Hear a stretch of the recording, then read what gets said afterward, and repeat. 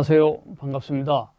오늘도 이슬람 신비주의 수피즘에 대한 이야기 8번째 시간입니다. 수피즘에 대한 점점 정수로 우리가 들어가는 거의 마지막 단계로 지금 들어가는데요. 오늘 세 번째 제목은 신과 진리 그리고 사랑의 함수관계를 한번 오늘 생각해 봅니다. 어찌 보면 굉장히 단순한 내용인데 그렇지만 이슬람권은 무조건 신을 전제로 하고 알라를 전제로 하죠. 말할 것도 없이 유태교나 그리스도교도 여호와 하나님을 전제하는 것이죠. 그러니까 종교라고 하는 것이 이제 신을 전제로 한 거대한 하나의 거대 큰 틀의 종교가 하나의 종교가 있다면 신을 전제하지 않고 또 출발하는 불교 같은, 원래는 불교는 신을 전제로 하지 않고 출발했죠. 그러한 두 가지 유실론적 측면과 무실론적 측면이 있는데 이슬람이나 이제 기독교 이쪽에서는 이제 신은 절대적인 존재이기 때문에 그 절대적인 존재를 어떻게 생각하느냐, 그 생각하는 각도가 좀 재미있는 거예요. 예. 재미있다면 정말 재미있는 거예요. 왜냐면 신이 있냐 없냐 과학 시대에 이런 진화론을 이야기하거나 하는 상황에서는 신은 거부하죠. 예. 마르크스도 혹은 포열바하는 신이라고 하는 건 프로젝션, 인간이 생각하는 하나의 투사에 불과하다. 인간이 만들어낸 환영적 산물에 불과하다. 그렇게까지 이야기하고. 프로이드 같은 경우에는 인간의 그 유아기적인 발상이라고 할 정도죠. 어린아이에게 유아가 어머니 젖먹이 구강기라는 어떤 그런 단계에 아주 저급한 단계로 이제 종교를 생각하는가 하면 또 다른 여러 종교 사회학적 측면에서 보는 사람, 듀르갱 같은 사람은 이제 또 다르게 보여요. 성스러움, 성과 속이라고 하는 구분 타부시키는 그런 측면에서도 이 얘기하고 그렇습니다. 어쨌든 지금 종교학 시간은 아니니까 신을 이야기할 때는 이렇게 전제를 두고, 지금 이슬람권이 19억이 넘잖아요. 19억이 넘는 인구니, 물론 그 문화에서 태어났기 때문에 그렇기는 하지만 그 사람들이 다 100%도 알라를 믿느냐 하는 건 그건 또 아니죠. 그냥 문화와 풍속 속에서 같이 묻어 들어가는 거고, 혹은 또 습관적으로 알라 하는 경우도 있고, 그런가 하면 또 이제 아주 과감하게 그 안에는 또 전투적인 사람들도 있고, 또 그런가 하면 그 반대로는 아주 이런 수피즘 같은 아주 평화를 주장하는 사람들이 있잖아요. 그래서 이런 수피즘 중에서 평화주의자인 이 신비주의자들은 사랑이라는 것을 아주 중시하는데, 그 사랑이 신과의 관계 속의 사랑, 그리고 인간이 지녀야 할 사랑, 그것이 어떻게 진리와 어떤 함수관계가 있는가 하는 것을 이제 많은 얘기합니다. 그래서 이브н 아랍이라든가 루미 두 사람에 대해서 오늘도 이어지는 강의인데, 이 슈피즘의 대가인 이브n 아랍이도 인간의 무지가 사랑을 방해한다 이렇게 보는 거예요. 그러니까 이 사랑이라는 것은 이제 굉장히 순수한 의미에서의 신에 대한 사랑이고, 그런 인간과 인간관계에 대한 사랑이기도 한데요. 우리가 무지 때문에 사랑하지 못한다. 상당한 일리가 있습니다. 진정하게 상대를 이해한다면 진정한 의미에서 상대를 사랑할 수가 있을 거예요. 근데 대부분 이해하지 못하기 때문에 싸우고 폭력을 행사하는 거예요. 이게 어쨌든 여기서 말하는 무지는 또 다른 신을 이해하지 못하는 무지일 수도 있고 진리를 이해하지 못하는 무지일 수도 있어요. 이런 표현이 있죠. 존재하는 모든 것들 속에서 신 외에 아무도 사랑을 받지 못한다. 그러니까 신만이 사랑을 받는다는 거예요. 그러니까 그게 무슨 말일까요? 신적인 절대적 어떤 그 영역 속에서 사랑이라고 하는 것도 제대로 온전히 주고받을 수 있는 관계가 형성된다는 얘기죠. 신은 모든 사랑받는 자 가운데 또 현시된다. 사랑을 받는 자들 속에 신이 드러난다. 그죠? 사랑을 받는 자는 또 뭐예요? 그만큼 사랑을 받을 만한 자격이 또 있는 어떤 그런 거죠. 그런 사람들에게 또 신이 현시된다, 드러난다. 저 사람을 보면 참 신성해, 신선해, 아주 그냥 기독교로 말하면 성령이 충만해, 이런 식으로 얘기를 할 수도 있겠죠. 그런 사람들 치고 사랑을 주고 사랑을 받지 않는 사람이 없죠. 그래서 사랑하는 자가 아니고서 존재하는 것은 아무것도 없다. 그러니까 존재를 사랑에다가 연결시켜요. 이런 신비주의자들, 수피즘 이런 사람들은 사랑하는 자가 아니고서는 존재하는 것은 없다. 그러니까 존재 이꼴 사랑하는 자. 굉장히 어찌 보면 관념적인 표현이기도 하지만은 사랑의 관계를 지고한 단계까지 순수 존재의 최고의 단계까지 승격시켜서 이야기하는 거예요. 존재와 사랑을 같은 동격에 놓고 있습니다. 그러므로 우주는 모든 것이 사랑하는 자요, 사랑받는 자다. 이 우주 삼라만상 모든 것이 결국 사랑을 하는 자라는 거예요. 그리고 사랑을 받는 자라는 거예요. 존재자들 모두가 하이데거식으로 말하면 존재자들 모두가 사랑을 하고 있다는 거예요. 사랑을 받고 있다는 거예요. 꽃과 나비가 늘 강조하는 게 꽃과 나비, 또 정릉천에 가면 오리와 물, 물과 오리. 물이 무슨 말을 합니까? 말을 못하지만 그 속에 무수한 생명들이 자라나는 생명의 원천이죠. 모든 존재자들이 서로 사랑하고 사랑받는 관계로 이렇게 표현을 합니다. 그러면 조금 더 의문을 던지면 약육강식하는 호랑이가 뭐를 약한 사슴을 잡아먹는 것도 사랑하는 자요, 사랑받는 자라고 할 수 있을까요? 거기선 또 의문이 달라지기 시작하죠. 그래서 이 신비주의자들은 모든 그 부정적인 측면들을 제거하고 순수한 그런 지고지순한 관계에서만 얘기하는 것 같아요. 어찌 보면 관념적이죠. 관념적이에요. 그러니까 그런 관계에 대해서는 이제 일단은 배제하고 사랑하는 자와 사랑받는 관계로 우주를 설명한다는 거예요. 일단은. 그리고 모든 것은 신에게로 돌아간다. 결국 동양 사상에서도 모든 것은 하나, 일자로 돌아간다. 만법, 귀일, 일로 돌아간다. 그리고 뿌리로 돌아간다. 이런 표현이 있잖아요. 복귀요 귀근, 노자 사상의 그 뿌리로 돌아간다. 기독교로 말하면 하나님에게로 돌아간다. 다 귀속하게 되는 거죠. 근데 알라에게로 돌아간다. 모든 것은 결국 이렇게 표현하는 거예요. 그러니까 이 피조된 세계에는 이미 원래 에덴이나 이런 순수한 세계를 가정을 한다면 거기에는 이사야가 말하는 독사굴에 손을 넣어도 독사가 물지 않는 그런 자연세계인데 이상세계, 유토피아 같은 거죠.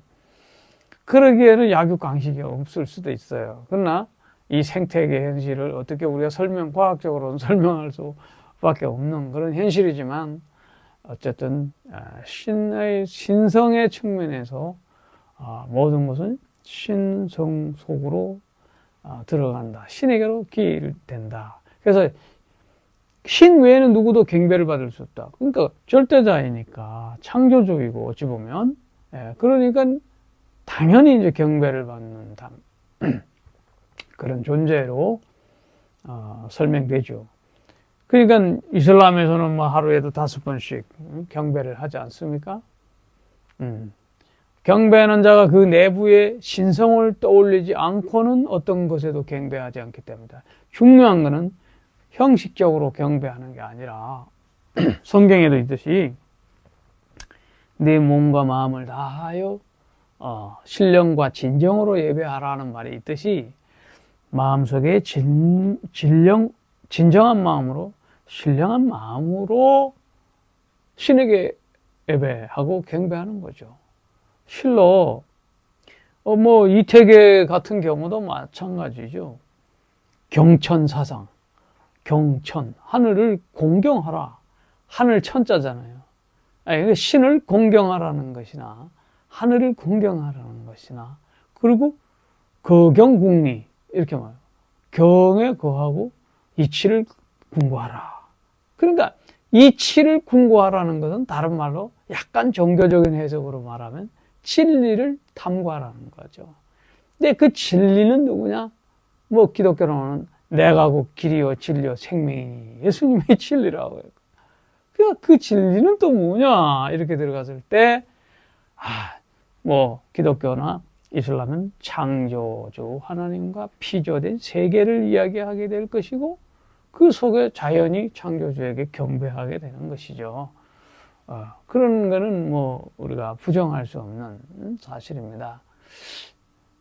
그래서 일반적인 사람들은 이런 경배하는 거경하고 궁리하고 경천하고 애인하는 경천의 사상들이 멀어져 있다. 유교적으로 말하면 하늘 무서운 줄 모른다. 여기 이슬람 신비주의자들은 사람들이 보니까 그때나 지금이나 뭐 11세기, 12, 13세기 이제 중세 시대잖아요. 그때 보니까 역시 신과 멀어져 있다고 그런 거예요. 그래서 사랑을 강조하는 겁니다. 그도 그럴 것이 사실은 이슬람은 계속 정복하면서 끝없이 세계 팽창돼 갖고 저 인도까지 가잖아요. 인도. 자, 이란 뭐 다 거쳐가지고 스페인까지 막 점령하면서 온 세계를 이슬람이 영토를 넓혀가면서 점령을 하면서 이렇게 나가는데 아무래도 땅을 영토를 확장하려다 보면 사람을 죽이게 되잖아요. 무자비하게 죽이게 되죠. 뭐 약탈하고 뭐 말할 것도 없죠.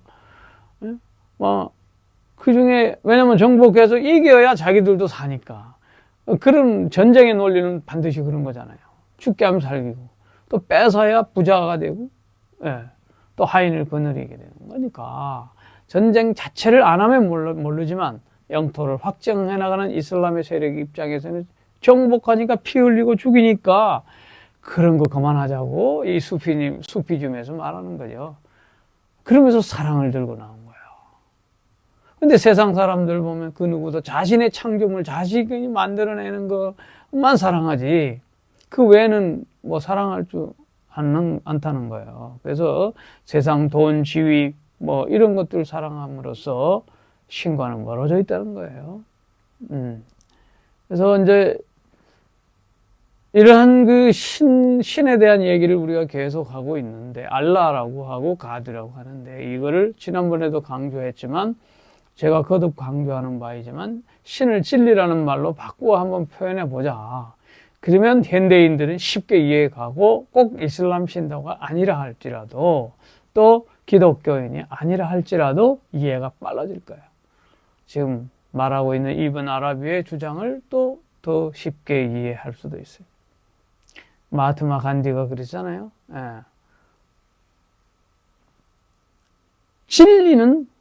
진리가 신이다라고 그랬어요.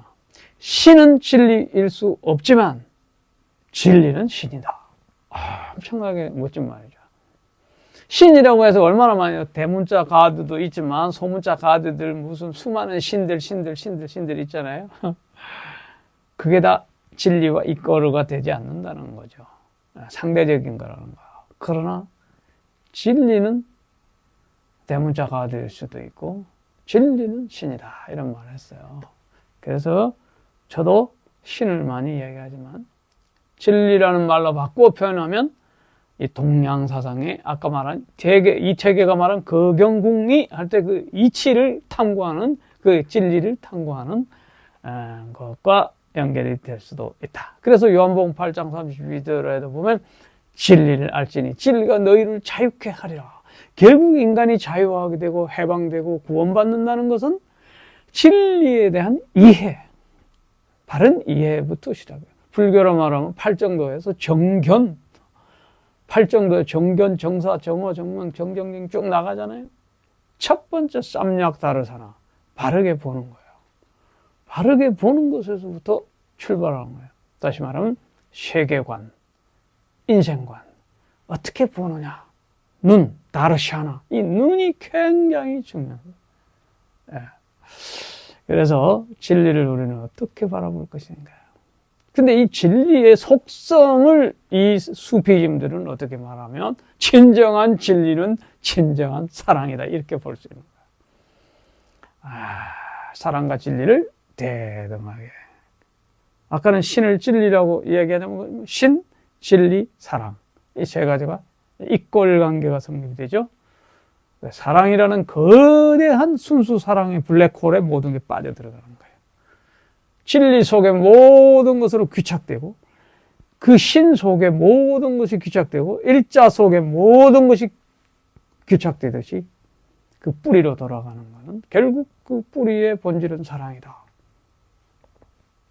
그래서 이번 아랍이 신 외에 다른 것을 숭배하지 말라는 꾸란의 첫 구절, 꾸란의 앞에 신 외엔 다른 것을 숭배하지 말라는 이것도 결국 진리만을 사랑할 것이다. 알라 외에 다른 신을 섬기지 말라. 라일라 라일라. 이것이 다른 말로 이 수피즘들을 풀면 진리만을 사랑하라. 아주 쉽게 말하면 진리만을 사랑하라. 그 밖에 모든 거짓과 위선과 우상과 이런 것들은 다 봐라. 이런 얘기죠. 그래서 세상의 모든 것은, 모든 진리는 결국 신에게로 돌아간다. 그래서 진정한 사랑의 귀속. 그분에게, 신에게 절대 유일한, 절대 유일성은 오직 신에게만 있고 그 신의 속성은 사랑이다. 이렇게 봅니다. 그래서 루미는 이제 어떻게 표현하냐면 진리 안의 모든 사랑은 신에 대한 사랑이다. 진리 안에서 행해지는 모든 사랑은 진리 안에서 행해지는 모든 사랑의 행위는 그것이 바로 신에 대한 사랑이다. 그러니까 동학에서도 해월 제시형 시천주 조화정의가 나오잖아요. 천주를 모셔라. 모실 시. 천주를 모시는 거죠. 천주를. 어린아이를 봐도 해월 제시형은 어린아이를 봐도 하느님처럼 모시다. 이런 얘기잖아요. 그러니까 모든 그 사랑의 행위는 신에 대한 행위다. 이렇게 연결되는 것입니다. 왜냐? 사랑 그 자체가 신의 속성이기 때문이다. 신이 선하기에 또 사랑도 선한 것이고. 네, 그죠? 그러니까 여기서는 이제 악한 것이 배제되는 것이죠. 그런데 많은 사람들이 이걸 망각하고 있다.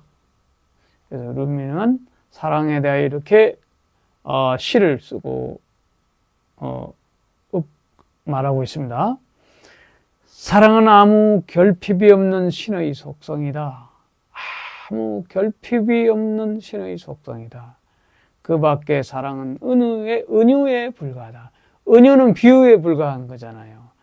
직접적인 건 아니잖아요. 그죠? 네. 그 밖에 아름다움이라는 금을 덧칠한 것에 불과하다. 네. 그러니까 사랑 그 자체, 그 외의 모든 아름다움은 금을 도금한 것에 불과하다. 겉으로 보면 번쩍이지만 속으로는 연기날 뿐이다. 빛이 사라지면 연기만 나고 은유적 사랑은 차가운 얼음으로 변한다. 그죠? 은유는 결국 냉랭한, 은유적인 사랑은 결국 냉랭한 것일 수밖에 없어요. 아름다움이 그 자신의 뿌리로 돌아갈 때 몸뚱어리는 남아 부패하여 망신스럽고 추하게 된다. 아름다움이 사라지는 거예요. 아름다움이 이제 원래의 자리로 돌아가 버리는 거예요. 그러니까 몸에 걸쳐져 있던 외형적인 이제 몸뚱어리, 그 형식적인 거는 남아서 이제 결국은 추하게 되는 거죠. 달빛이 달에게로 돌아가고 달 그림자는 벽에 남는다. 달빛, 이게 아름다움, 이런 것들이 다 이제 순수와 사랑 그 자체의 본질을 말하는 거예요. 그림자 정도는 이제 벽에 남아있는 그림자는 실체가 아니잖아요. 그래서 물과 흙은 그림을 남기지 않지만 달이 없으면 벽은 험상궂게 된다. 달이 비춰줘야 그 벽이 아주 모양이 형체가 드러나는 것처럼 달도 신과 그 사랑의 비유가 되는 거예요. 위조동전의 표면에서 떨어져 나간 금은 그 자신의 광산으로 되돌아가고, 망신살 뻗친 동전은 연기처럼 남아있지만 더욱 부끄러운 것은 그것을 사랑하는 자라. 그 위조동전을 사랑하는 사람, 그러니까 가짜 동전의 원래는 진짜 금이 있는데 그 진짜 금은 광산으로 되돌아가고 이제 본질로 돌아가. 아까 달빛이 본질로 돌아가듯이 본질로 돌아가고 남으면 껍데기만 남아 있는 거다. 근데 그 껍데기만 남아 있는 거를 사람들은 사랑한다. 금광으로 그들의 사랑의 눈을 돌리는 자는 매일 그들의 사랑이 가중되리라. 이 금광, 여기서 말하는 금광은 순수한 금을 말하는 거예요. 그러니까 퓨어 골드, 이게 사랑도 그렇게 순수한 금광처럼 빛나야 된다는 거고, 광산에서 금보다 귀한 것이 있으랴 오 황금 광산이야 오직 그대만이 확실하도다. 그러니까 광산 속에서 수많은 게 다 자갈 다 섞여 있지만 그 중에서 이제 광산에다가 진리를 비유한 거예요. 그 빛나는, 변하지 않고 빛나잖아요. 항상 빛나는 골드, 그걸 이제 사랑에 비유를 하고 있습니다. 그래서 금을 이제 이게 비유하면서 위조 동전, 금이 일시적으로 가짜 동전에 붙어 있는 경우에다가 비유를 아까 했죠.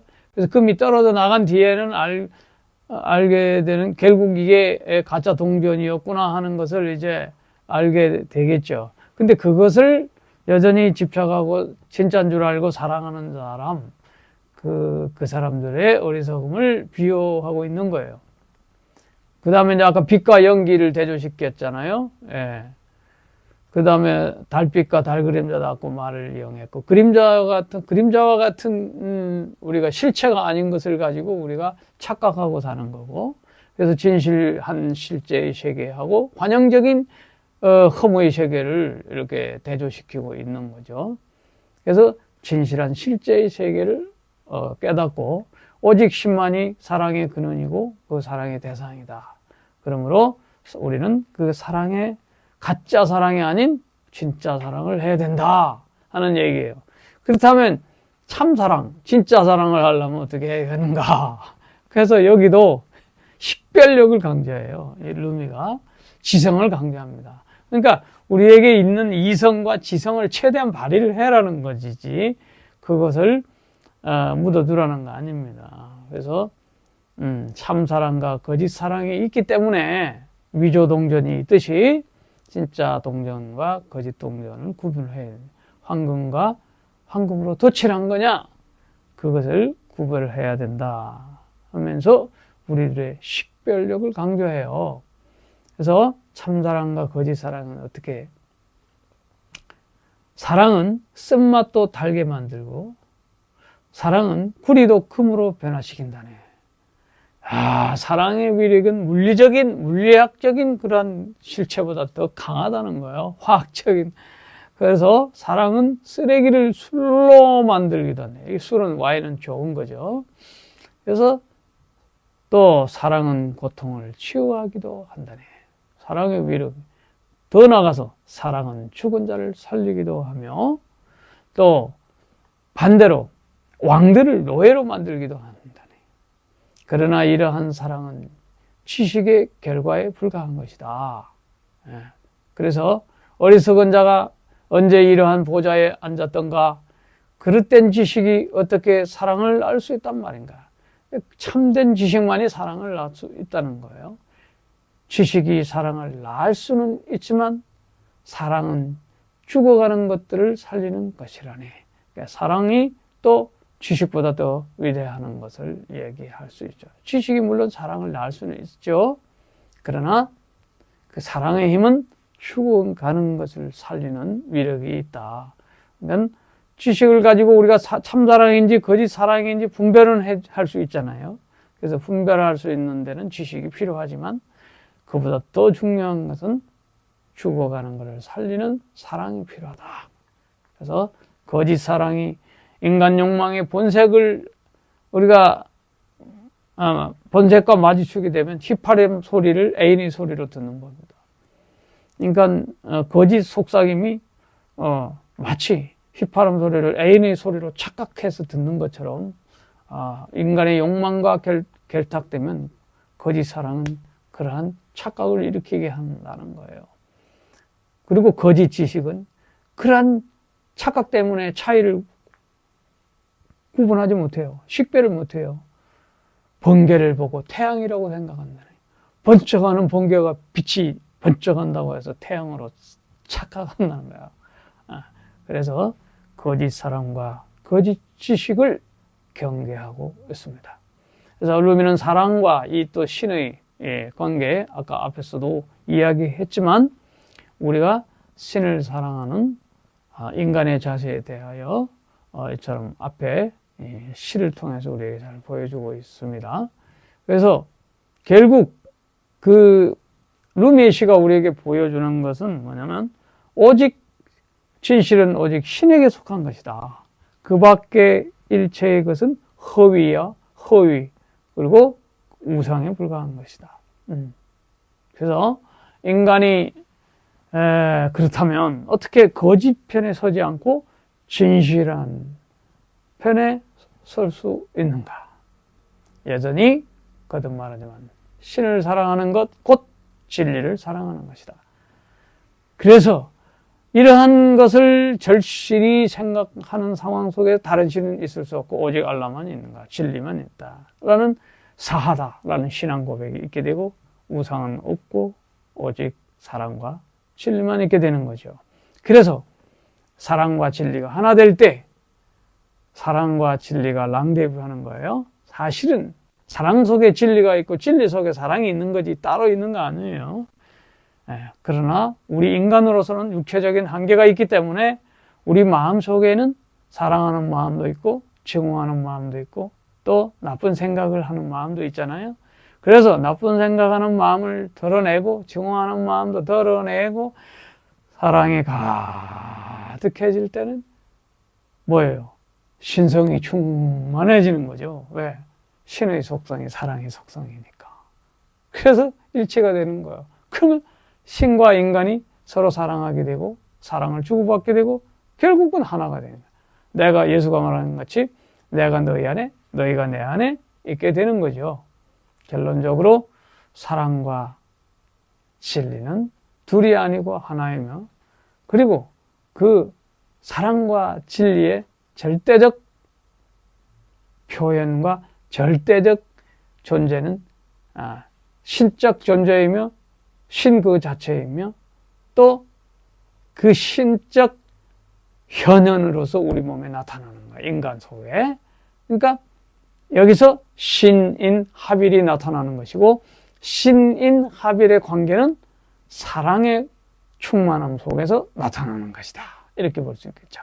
신과 인간 그리고 진리의 그 구체적인 표현으로서 사랑이 내 가슴에 충만한가 아닌가에 따라서 신적 충만 뭐 이런 뭐 요즘 말로 말하면 충만한 영성 뭐 이런 게까지 얘기할 수도 있겠죠. 이제 수피즘의 정수 한 2번만 앞으로 더 하게 되겠는데요. 이제 신과 함께 사랑의 춤을 추는 춤의 단계를 다음 주에 소개하도록 하겠습니다. 예, 수고하셨습니다.